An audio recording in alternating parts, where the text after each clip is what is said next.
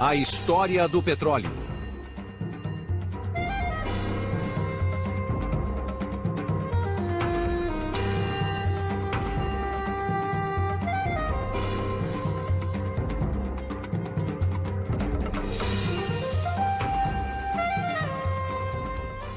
Apenas 100 anos depois do início da civilização do automóvel, os especialistas alertam que o homem já queimou cerca de metade das reservas mundiais de petróleo, que a natureza levou milhões de anos para produzir.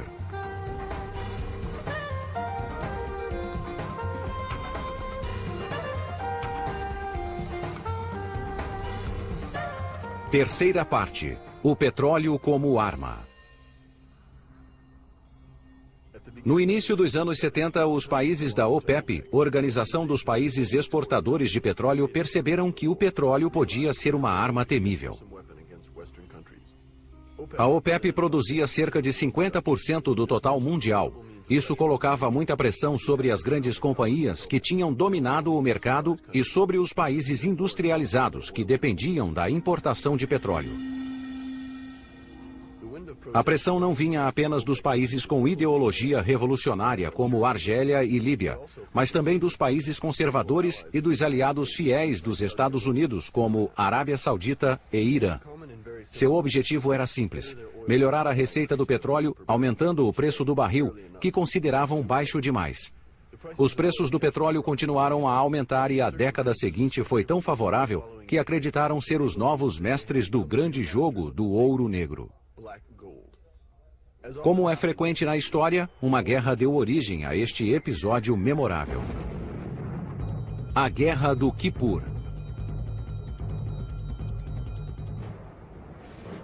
Na tarde de 6 de outubro de 1973, Egito e Síria, apoiados pela Jordânia, atacaram Israel. A Quarta Guerra Árabe-Israelense havia começado. As tropas do Egito cruzaram o Canal de Suez e desembarcaram na margem esquerda. O ataque desferido no Yom Kippur, o Dia do Perdão, pegou os israelenses de surpresa e os fez recuar 15 quilômetros.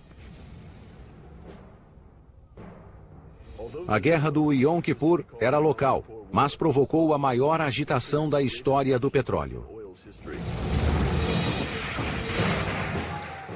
Tudo começou 3 anos antes, quando o nacionalismo árabe inflamou-se com a ocupação dos territórios palestinos por Israel depois da Guerra dos 6 Dias, em junho de 1967. O presidente Anwar el-Sadat, que sucedeu a Nasser, queria libertar os territórios ocupados. Sabia que a batalha seria travada nos campos militar e econômico e que o petróleo seria a arma. Obteve o apoio do rei Faisal da Arábia Saudita, inimigo ferrenho de Israel e líder da maior potência petrolífera na região.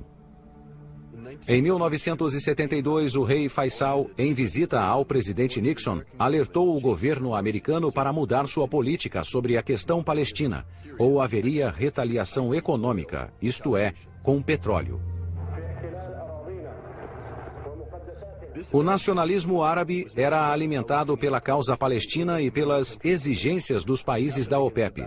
Na mesma época, houve uma mudança profunda no sistema monetário internacional, que era dominado pelo dólar. Esse sistema fora criado depois da Segunda Guerra durante um encontro dos países aliados em Bretton Woods. Nessa época, os Estados Unidos estavam no auge do poder e possuíam 2/3 das reservas mundiais de ouro. O dólar tornou-se a moeda internacional e os americanos juraram resguardar a convertibilidade do dólar em ouro. Tudo mudou no início dos anos 60. O volume de dólares fora dos Estados Unidos excedeu o valor das reservas de ouro americanas que garantiam sua convertibilidade. Em 1971, a situação era cada vez mais crítica e o presidente Nixon quebrou a promessa de seu país. Abandonou a paridade dólar-ouro e deixou que o dólar se desvalorizasse. Os países da OPEP foram os primeiros a sofrer, pois o petróleo era comercializado em dólar. A insatisfação estava no ar e um pequeno incidente bastou para provocar a OPEP. The precipitating event to the rise of OPEC was certainly the October War in 1973, October of 73. It's a dangerous war for Israel. Israel appears for a moment to be on the verge of defeat. The United States in particular comes forward aggressively to supply Israel. In the heat of the war, the Arab nations reach for the one last weapon that they have to use, the so-called oil weapon, and they embargo shipments of oil to the nations supporting Israel, primarily the United States. 10 dias após o início da guerra, Israel se recuperava graças à ajuda americana. Então, a arma do petróleo foi usada.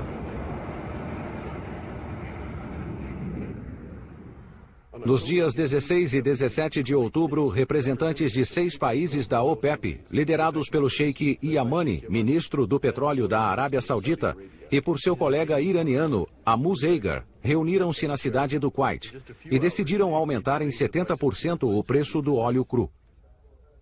No dia seguinte, Yamani propôs um corte mensal de 5% na produção, até que Israel saísse dos territórios ocupados.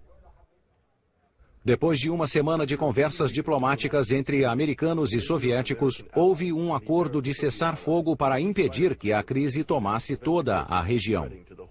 O Conselho de Segurança das Nações Unidas assinou o acordo em 22 e 23 de outubro e decidiu enviar 7.000 soldados do Corpo de Paz para a região.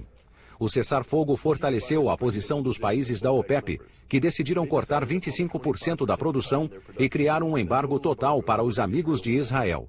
Os Estados Unidos estavam no alto da lista.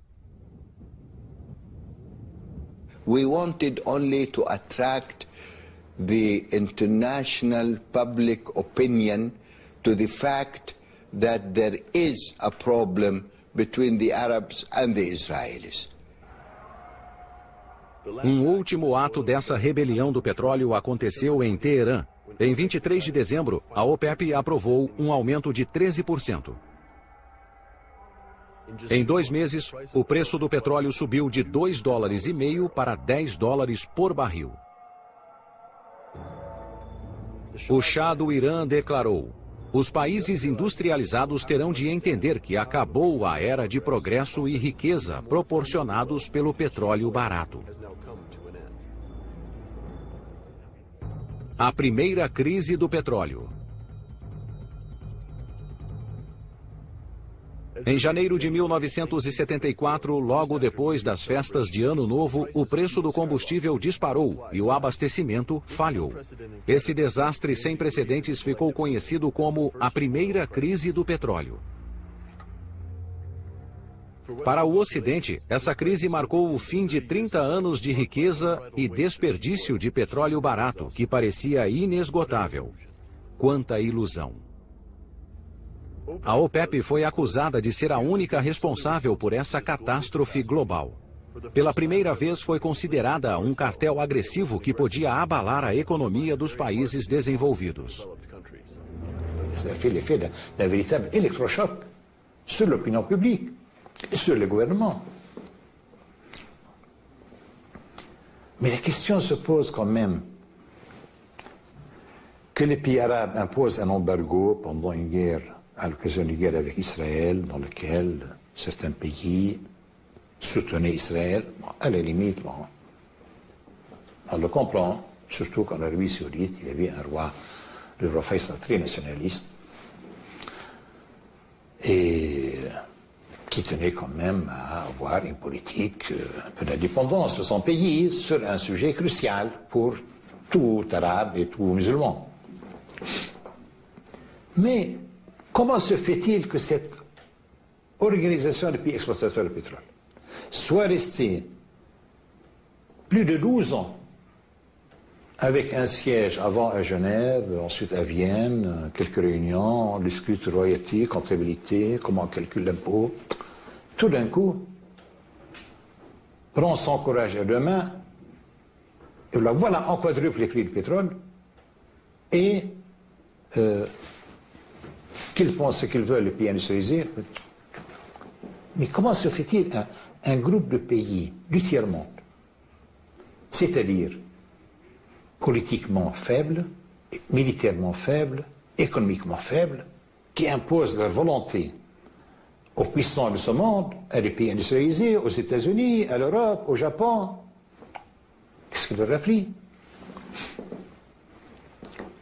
Évidemment, cette version des choses, l'OPEP devient un cartel, tout le monde l'appelle cartel, le pétrole. Mais qu'est-ce qui arrive?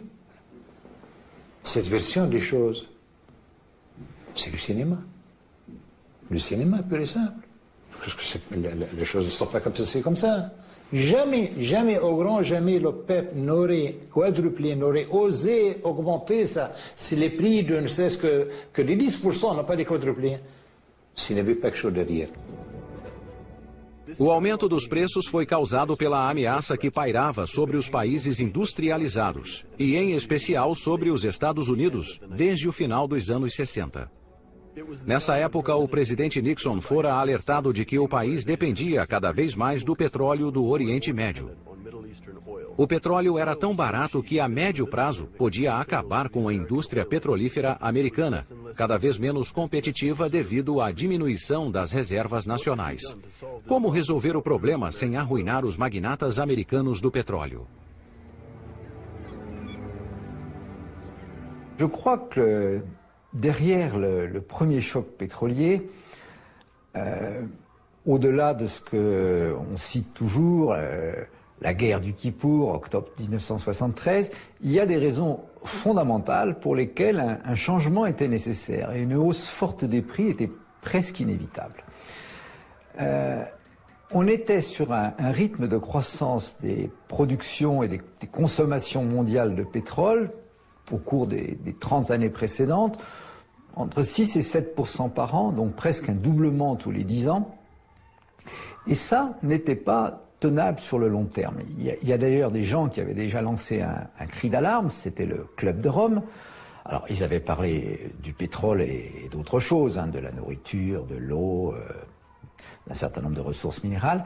Mais pour le pétrole, c'est évident que le rythme n'était pas soutenable et que pour casser ce rythme, quelque chose devait se produire, et ce quelque chose, ça a été l'envolée des prix. A súbita explosão dos preços provocou uma enorme mudança na indústria petrolífera e redefiniu o papel das grandes companhias. Caos nas grandes companhias.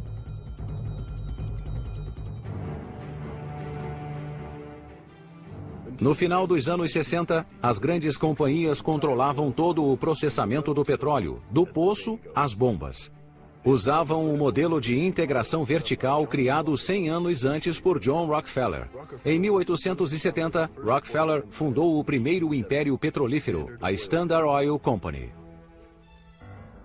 Depois da primeira crise do petróleo, as grandes companhias foram obrigadas a fazer mudanças drásticas. The majors proved incredibly adaptive, as they always have in their history, to the crisis of the 1970s.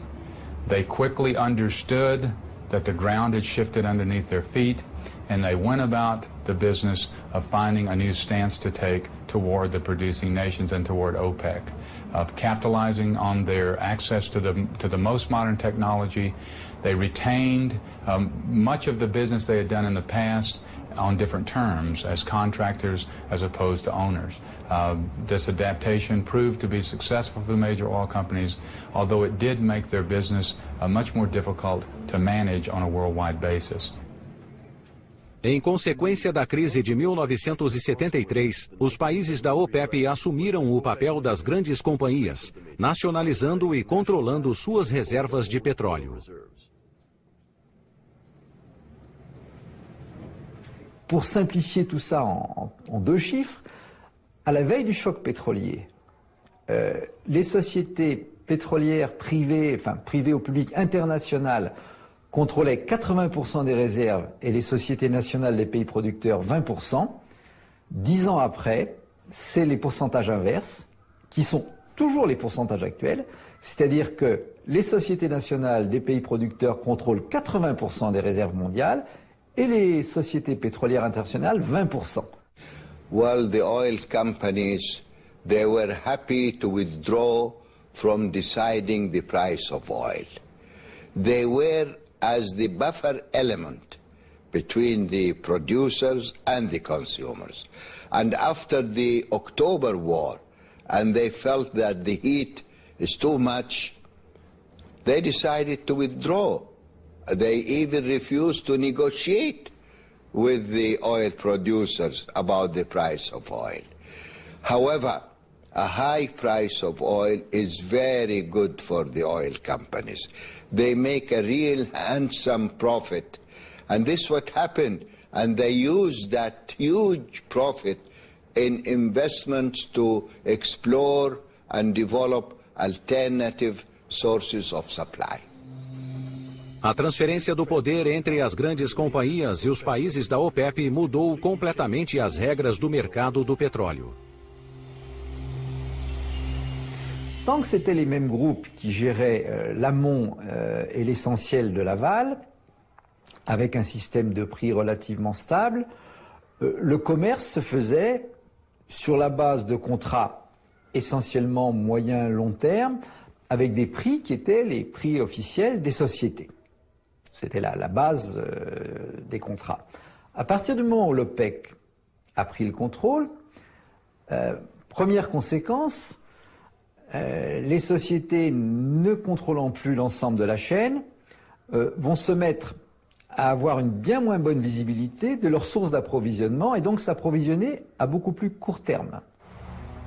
As incertezas provocadas pelo desaparecimento do sistema oficial de preços causaram o surgimento de um mercado livre, no qual o petróleo era comercializado a curtíssimo prazo. Era chamado de mercado à vista e comandado pelos operadores. Caracterizava-se por flutuações de preço rápidas e significativas. Assim, o valor de uma única carga de petróleo, seus proprietários e seu destino podiam mudar várias vezes enquanto era transportada. O mundo ocidental diante da crise. O aumento dos gastos com petróleo nos países industrializados, em especial na Europa, provocou uma inesperada crise econômica e social, desemprego, falências, fechamento de empresas e estagnação. Uma nova palavra foi criada: estagflação.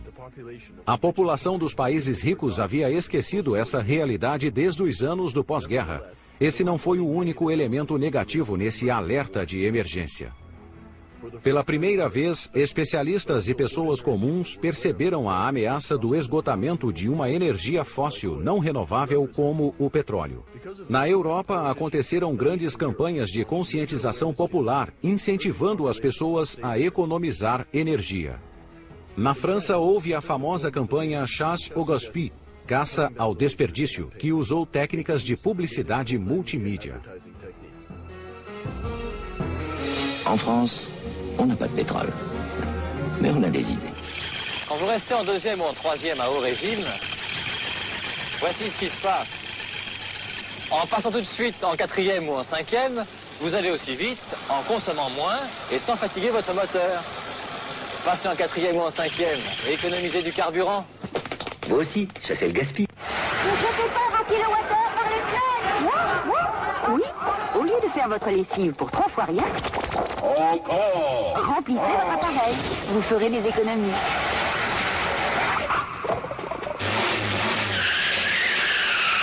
Et pourtant, c'est si simple d'économiser.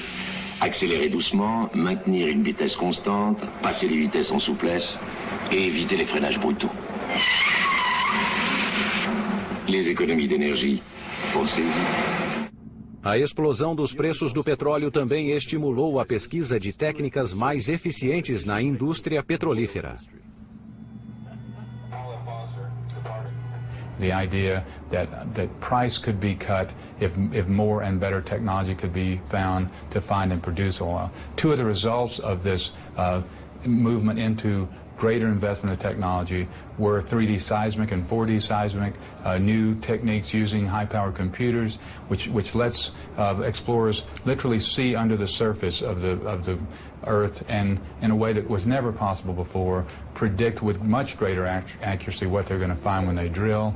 The other is incredible advances in drilling technology, which allows companies to drill numerous holes from a single site, to drill essentially at a right angle deep into the earth, things that were not seen to be possible 30, 40 years ago, things that became possible in the 1970s and 1980s.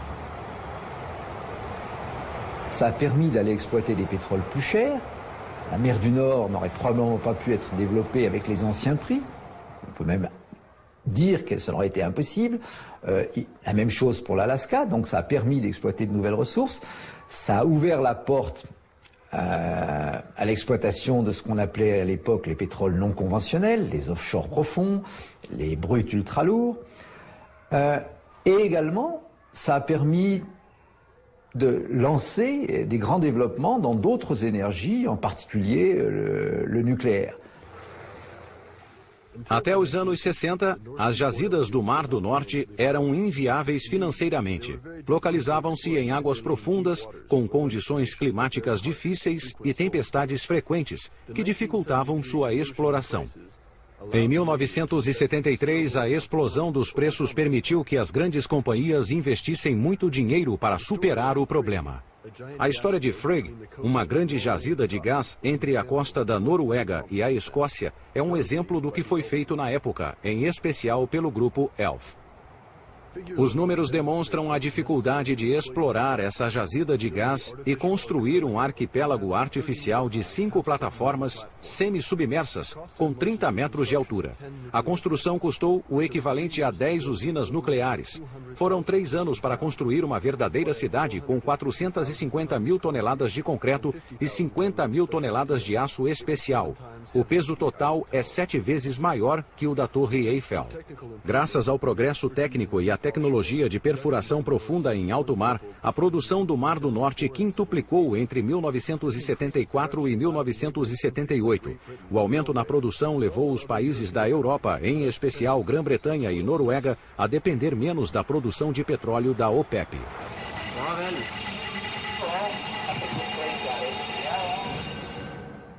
Os americanos também aproveitaram a explosão dos preços para relançar seus programas de exploração em áreas difíceis, como a Baía de Prudhoe, no norte do Alasca.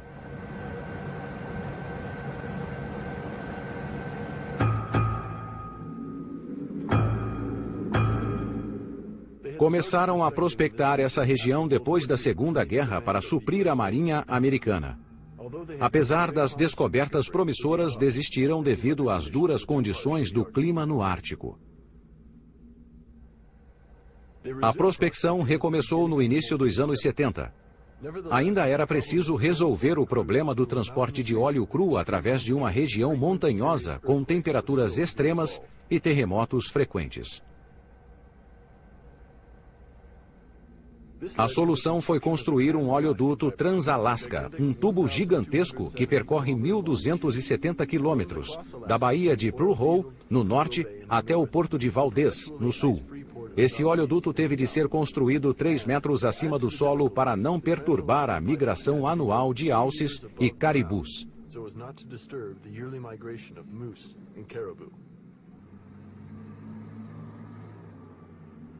Valeu a pena. Nos últimos 30 anos, o norte do Alasca tem sido responsável por 25% da produção americana de petróleo.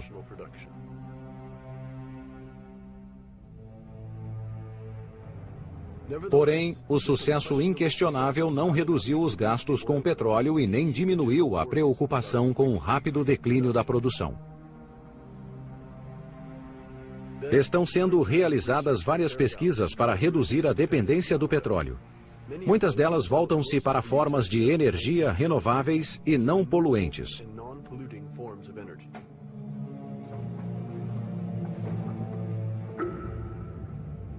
Os geradores eólicos surgiram no campo.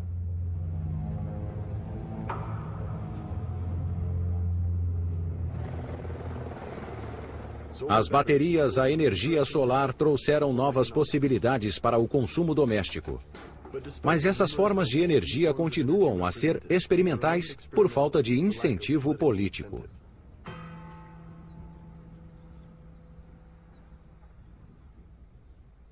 Foi diferente no caso da energia nuclear, que ocupou o primeiro plano no esforço de diversificação energética. A França assumiu a dianteira na construção de usinas nucleares, superando Estados Unidos, Japão e demais países europeus. Atualmente, a França tem o número mais elevado de usinas nucleares per capita. Em 6 de março de 1974, o programa nuclear francês foi lançado por Pierre Mesmer, primeiro-ministro do governo Pompidou. Mais notre grande chance, c'est l'énergie électrique d'origine nucléaire. Parce que nous avons une bonne expérience dans tout ça. Nous l'avons depuis la fin de la Deuxième Guerre mondiale et nous avons développé toutes les activités nucléaires, civiles et militaires depuis une douzaine d'années, comme vous le savez. Et puis aussi parce que maintenant, nous avons la volonté de le faire, car nous croyons que c'est cela la solution à nos besoins. Et nous avons pris aujourd'hui même une décision très importante. Nous avons pris la décision de réaliser en 1974 et 1975 le lancement de 13 centrales nucléaires de 1000 mégawatts chacune, qui coûtent environ 1 milliard de francs actuels chacune. O discurso foi visto como uma vitória dos partidários da energia nuclear, que tinham grande influência sobre a direção da empresa de eletricidade da França.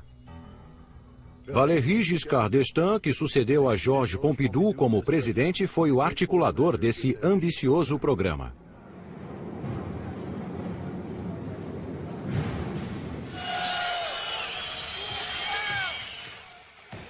Desde o princípio do programa, muitos franceses demonstraram seu descontentamento. As usinas nucleares foram construídas sem consulta à população e muitos temiam o perigo que representavam.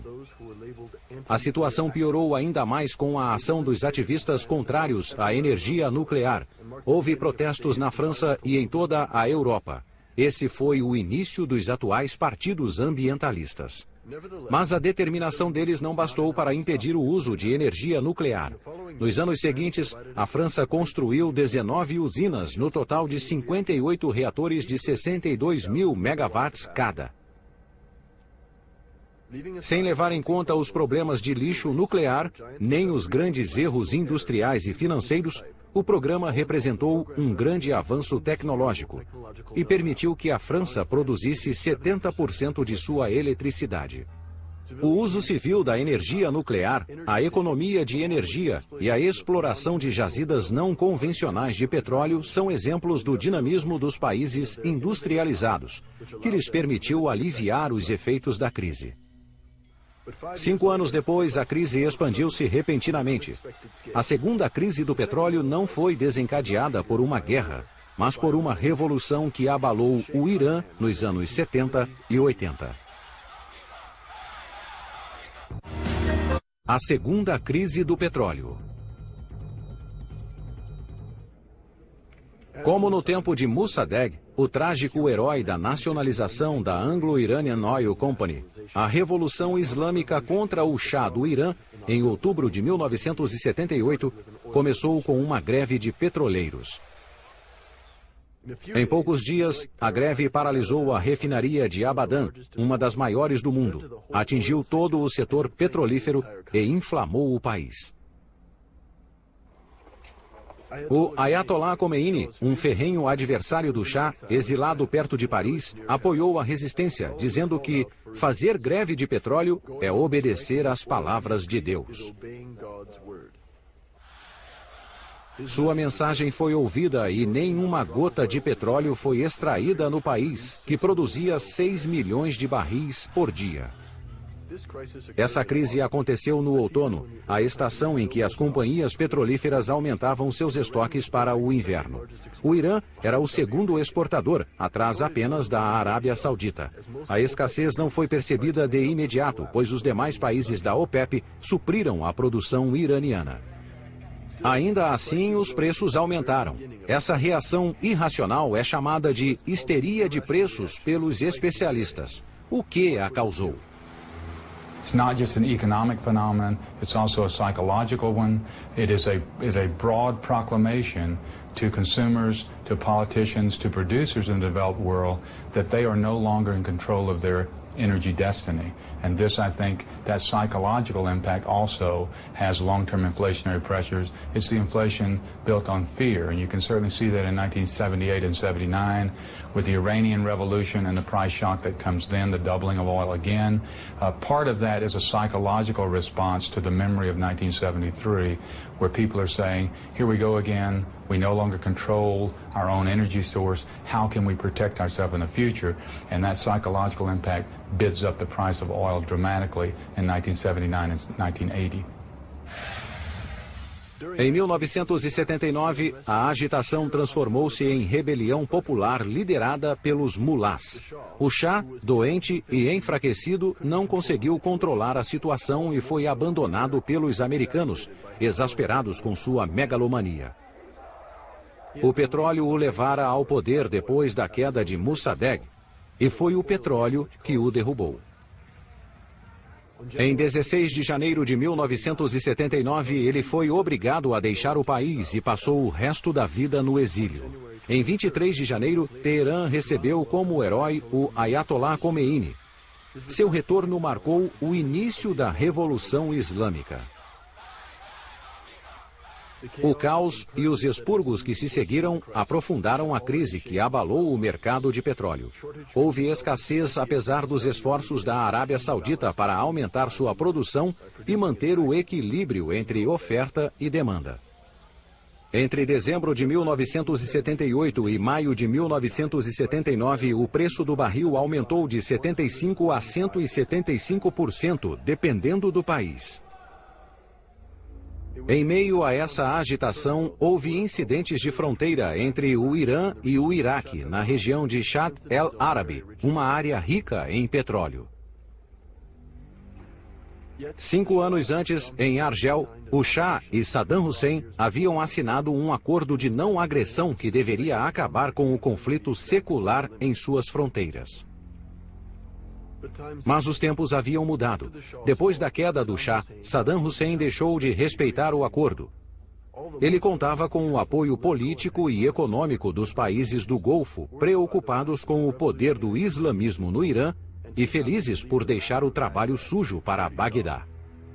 Os países do Ocidente e a União Soviética também aprovaram o regime moderno e não religioso de Bagdá.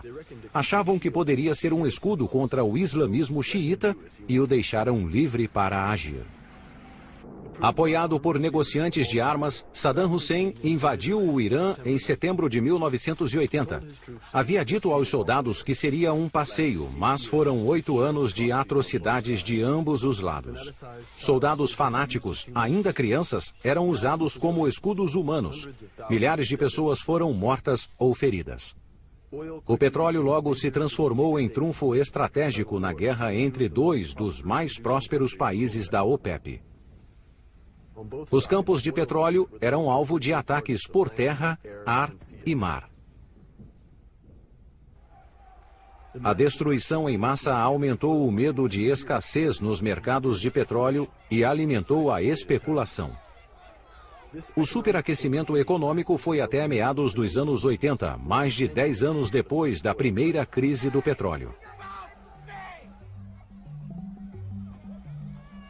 O crescimento dos países ocidentais diminuiu, mas os piores efeitos foram sentidos nos países do terceiro mundo, que não produziam petróleo. O aumento dos custos de energia, que representavam até 90% das importações, provocou grandes consequências econômicas e sociais. Os anos 70 iniciaram um longo período de dívidas excessivas, instabilidade política e migração em massa, cuja causa principal foi a crise do petróleo.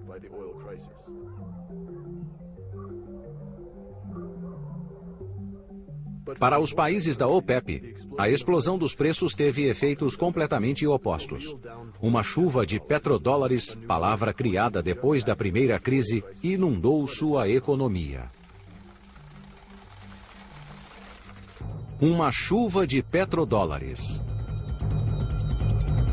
The issue of petrodollars is an interesting one because the time that became a very prominent term was in the 70s when the price of oil suddenly went up tenfold. And for a brief period of time, most of the OPEC countries were literally rolling the money. The numbers in Saudi Arabia, for instance, of what their per capita income was like when the 70s started and what the per capita income was like by the time oil prices peaked in the early 80s is just astonishing.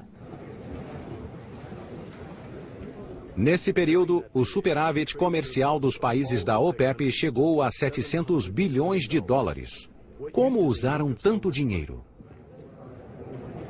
La question des effets d'un enrichissement brutal des pays producteurs est une question controversée qui est assez difficile parce que souvent on entend des choses très extrêmes en disant cet argent a été complètement gâché dans les pays producteurs, ils n'en ont rien fait, ils ont fait des palais, ils ont acheté des armes aux pays occidentaux.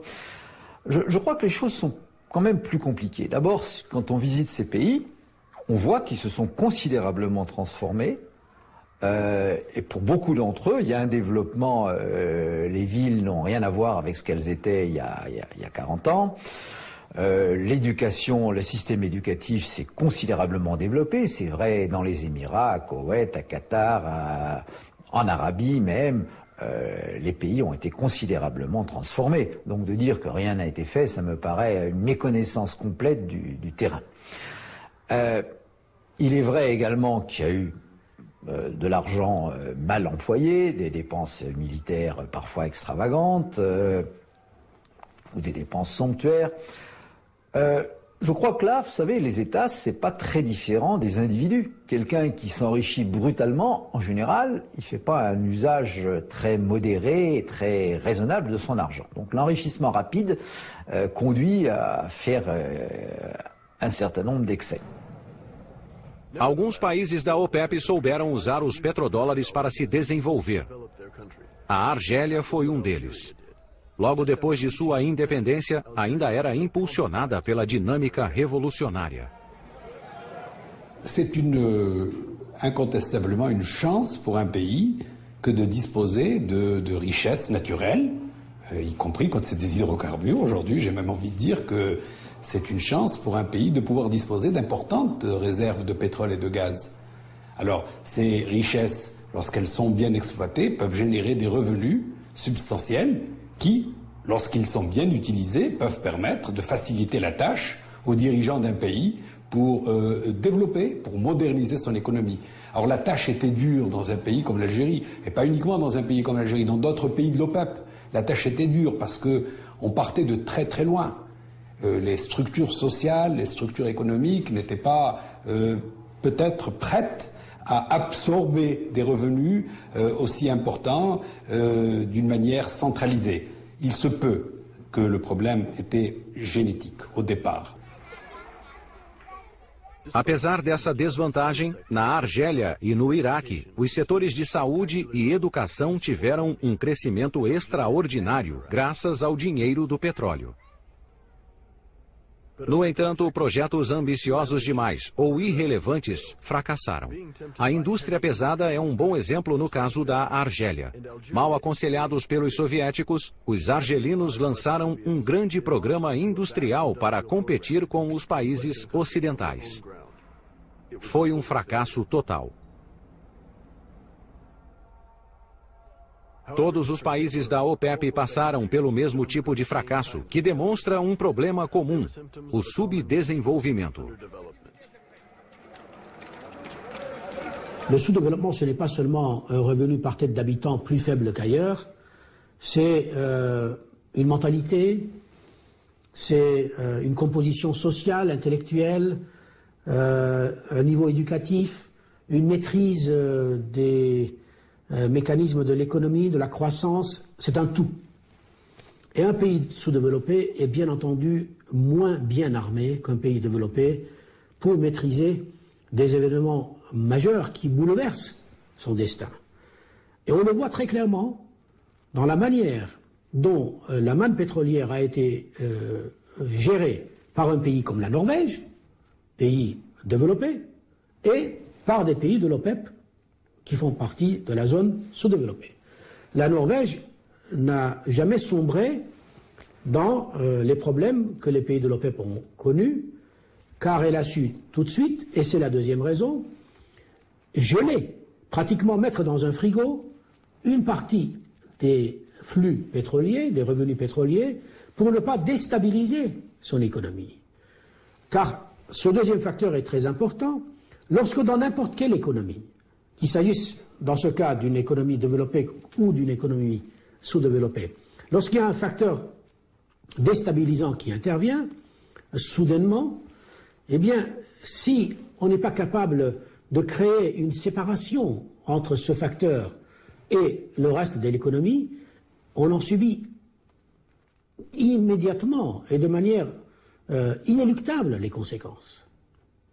Le troisième facteur, c'est un facteur propre à toute rente, qu'elle soit pétrolière ou autre. Une rente, c'est par définition l'assurance d'une source de revenus parfois permanente, durable et importante. Cela veut dire que dans l'esprit des acteurs dans un pays donné, c'est la voie ouverte à la facilité. C'est pas grave si ça va mal, la rente, qu'elle soit pétrolière ou autre, va nous aider a nos en sortir. Na Nigéria, o sexto exportador de petróleo do mundo, essa receita teve consequências catastróficas. O país localiza-se na zona tropical úmida e é um dos mais populosos da África e também um dos mais ricos em petróleo. Quando o dinheiro começou a fluir, o país deixou de plantar cacau e amendoim, suas maiores riquezas desde a era colonial. Em poucos anos, a terra foi abandonada.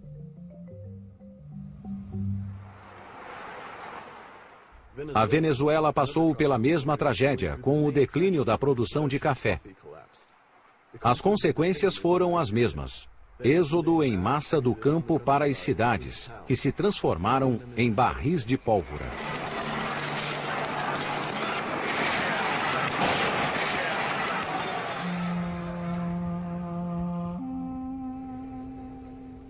Isso não aconteceu nas monarquias do Golfo. Novas cidades surgiram no deserto para benefício das companhias ocidentais. Foram os exemplos mais claros do efeito do ouro negro nesses países desérticos e subpovoados, sem outra riqueza a não ser o petróleo. Nos anos 70, a riqueza do petróleo beneficiou a população e foi um meio de garantir a paz social, promovendo um modo de vida menos empreendedor e mais voltado para o lazer. Alguns executivos ocidentais e um grande número de imigrantes árabes e asiáticos, vindos de países pobres e populosos, garantiam que tudo funcionasse nos setores público e privado. As famílias reinantes aproveitaram os anos de abundância para enriquecer ainda mais, investindo uma parte substancial da receita de seu país em redes financeiras internacionais, em detrimento de seu país. Nos países do Golfo e também nos países da OPEP, não havia espaço para a democratização nem para o modernismo dos anos 70 e 80. I talked with King Fahd just before I left, and the last meeting that I had with him as ambassador. And he talked basically about the use of their wealth. And I said, look, you didn't put the oil under your ground. God did. He believed in God. And I knew that he would accept that. In any case, the Arabs had nothing to do with putting the oil there. And you didn't exploit it either. The Americans exploited it. And you have been given extraordinary wealth, and you have squandered this. Most of it has been wasted. If you use this money wisely, you'll be blessed for 1,000 years. You can transform not only Saudi Arabia, not only the Arab world, but you can transform all of Dar al-Islam, I said. And I said, if you waste this money, your descendants are going to dig up your bones and burn them. Everybody in the world wants to find oil because they think how wonderful this will be, what a great blessing it will be for us, but oil is a curse. No final dos anos 70, um período de extrema riqueza do petróleo, os eufóricos líderes da OPEP ainda não haviam percebido que os petrodólares logo secariam.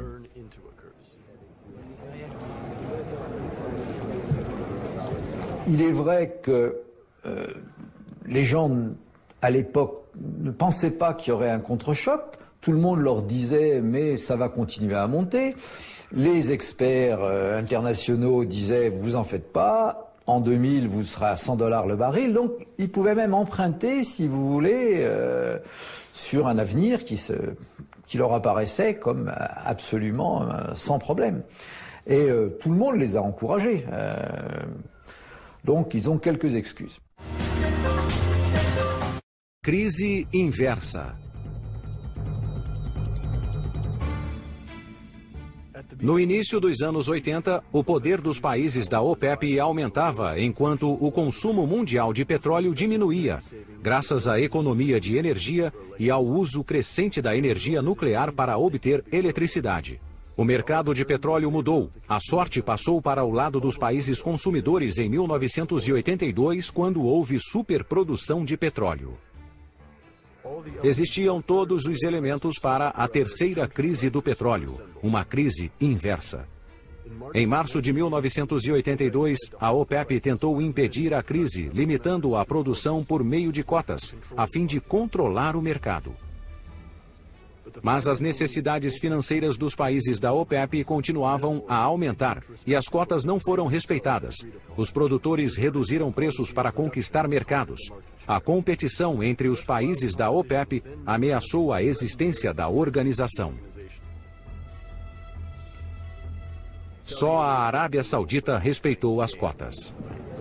L'Arabie Saoudite, qui a la plus grosse capacité dans les pays de l'OPEC, essaye de faire régner l'ordre en respectant, elle, ses quotas, mais malgré tout, elle n'arrive pas à faire régner l'ordre dans le cartel, et chacun triche plus ou moins.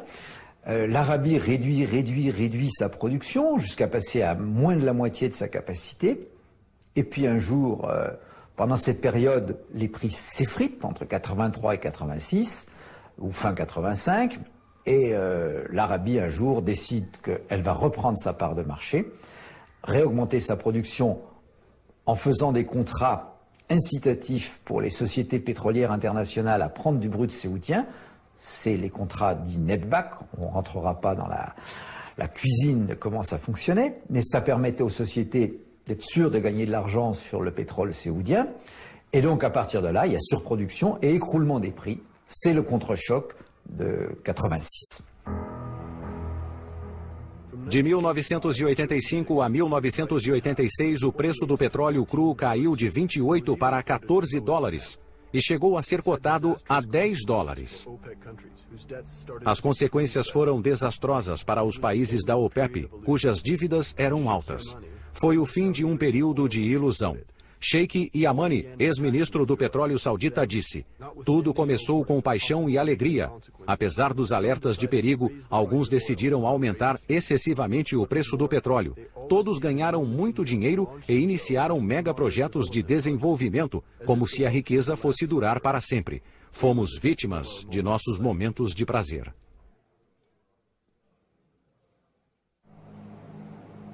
Em meio à crise, a OPEP percebeu que o afastamento das grandes companhias no início dos anos 70 não fora benéfico.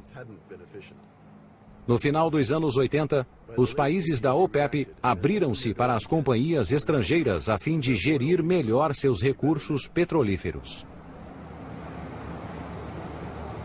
Donc on voit qu'au fond, tout le monde, à des degrés divers, est en train de rappeler les sociétés pétrolières internationales. Et je crois que ça, c'est une des très très grandes leçons. C'est un contre-choc, je dirais, au niveau de la structure de l'industrie. Que chacun se rend compte qu'au fond, les sociétés jouent un rôle utile. Ce ne sont pas des parasites, ce qui a été souvent la façon dont elles ont été décrites à l'époque des nationalisations. Bien évidemment, elles sont là pour faire du profit et de prélever des bénéfices, mais elles apportent des capitaux, et dans certains pays c'est nécessaire, une technicité, un savoir-faire, une organisation. C'est pas tellement la technologie, j'aime pas beaucoup ce terme, c'est beaucoup plus une capacité d'organisation et d'exécution méthodique des choses que les sociétés nationales maîtrisent moins bien. No final de 1986, a crise acabou, deixando os países da OPEP mais fracos e mais pobres. Perderam o antigo poder e, pior ainda, perderam a receita do petróleo que agora favorecia os países consumidores. Mas em 1990, esse frágil equilíbrio foi mais uma vez ameaçado por uma guerra. A Primeira Guerra do Golfo. Em agosto de 1990, 2 anos depois da interminável guerra Irã-Iraque, que quase arruinou os dois países, Saddam Hussein, convencido da própria impunidade, ousou violar um tabu e invadiu o Kuwait, seu vizinho árabe, uma monarquia que também fazia parte da OPEP. Com o pretexto de que o Kuwait havia sido uma província do Império Otomano, Saddam Hussein desejava se apoderar da riqueza petrolífera e abrir uma passagem para o mar, para facilitar o transporte de petróleo.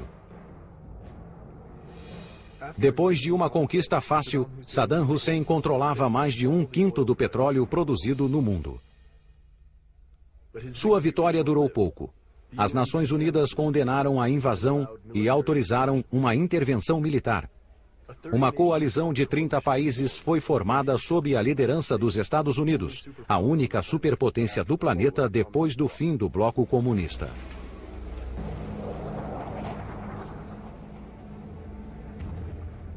Na noite de 17 para 18 de janeiro de 1991, a Operação Tempestade no deserto começou com ataques aéreos maciços. O bombardeio intenso e os ataques aéreos de alta precisão destruíram a infraestrutura do Iraque e arrasaram as tropas de ocupação no Kuwait. Em fevereiro de 1991, as tropas de terra aliadas só precisaram de 100 horas para expulsar os invasores. Saddam Hussein ordenou que as tropas derrotadas sabotassem os 750 poços de petróleo do Kuwait. Foi um triste fim para a Operação Tempestade no deserto. O último conflito petrolífero do século XX podia ter provocado uma grande crise, mas isso não aconteceu. O sistema internacional estava muito mais forte. Nos anos seguintes, a produção supriu um consumo de petróleo cada vez maior.